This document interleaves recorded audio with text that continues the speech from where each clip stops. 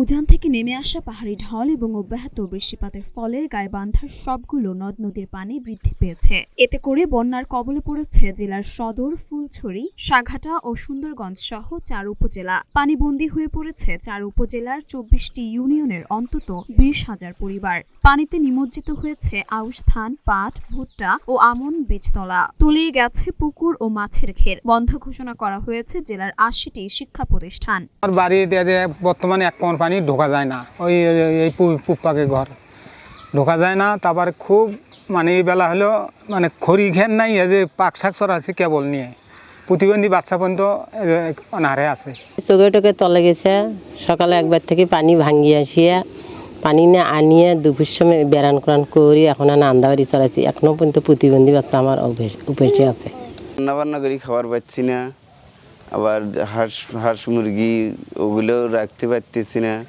কোনটা কোন দিক যায় মরি যাওয়া নিচ্ছে, ভাসি যাওয়া নিচ্ছে। গাইবান্ধার পানি উন্নয়ন বোর্ডের সর্বশেষ তথ্যানুযায়ী শুক্রবার সকাল ৯টায় ব্রহ্মপুত্র নদের পানি জেলার ফুলছড়ি উপজেলার তিস্তা মুখ পয়েন্টে গত ২৪ ঘন্টায় ২৫ সেন্টিমিটার বৃদ্ধি পেয়ে বিপদসীমার ৮৭ সেন্টিমিটার উপর দিয়ে প্রবাহিত হচ্ছে।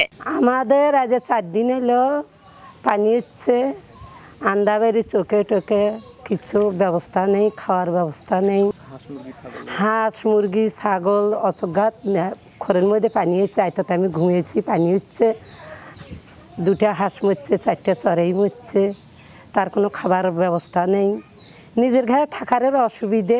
আংনের ভিতরে তো পানি, আপনারা তো দেখতেই পারছেন, কল ডুবে গেছে, পানি খাওয়ার পাইনে। তারপরে খাবারের অনেক কষ্ট। তারপরে একটা চুলে তুলছি ঘরের ভিতরে, তাকে দিয়ে আমরা কিছু খাবার রান্না করিয়ে খাই। পানিবন্দী সব এলাকার মধ্যে ফুলছড়ি উপজেলার ফুলছড়ি, কঞ্চিপাড়া, উড়িয়া ও ফজলুপুর ইউনিয়নের বেশ কয়েকটি এলাকা ঘুরে দেখা গেছে বন্যায় পানিতে নিমজ্জিত হয়েছে বাড়ি ঘর ও ফসলি জমি। এসব এলাকার চারদিকেই পানি থই থই করছে। শিশু, বৃদ্ধ ও গবাদি পশু নিয়ে তারা ধীরে ধীরে বিপদের সম্মুখীন হচ্ছেন। পানিবন্দী মানুষদের নৌকাযোগে চলাচল করতে দেখা গেছে। বন্যার্তদের মাঝে চাল এবং শুকনো খাবার বিতরণ করে আসলাম। ইউনো স্যারও আমার সঙ্গে ছিলেন। বাকিটা আমরা কালকে যাব, প্রতিদিনে আমরা যাব।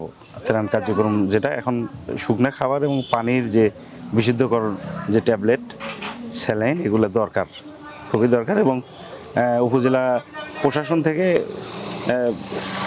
যথেষ্ট আমরা সাপোর্ট পাচ্ছি, কোনো সমস্যা নেই। সংকট আপাতত নাই। এমপি মহোদয়ও সার্বক্ষণিক আমাদেরকে নির্দেশনা এবং তার পরামর্শ প্রতিদিন আমরা পাচ্ছি। কোথায় কি লাগবে আমরা ওনাকে জানাচ্ছি, উনি ব্যবস্থা করতেছেন উপজেলা প্রশাসনের মাধ্যমে। গাইবান্ধার যমুনা ও ব্রহ্মপুত্রের পানি অস্বাভাবিক হারে বৃদ্ধি অব্যাহত থাকায় জেলার ৪ উপজেলার নিম্নাঞ্চল ও নদী তীরবর্তী এলাকা প্লাবিত হয়ে ইতোমধ্যে বন্যা দেখা দিয়েছে। সরকারি হিসেবে ৪ উপজেলার ২৪টি ইউনিয়নের প্রায় ২০,০০০ মানুষ পানিবন্দী হয়ে পড়েছে।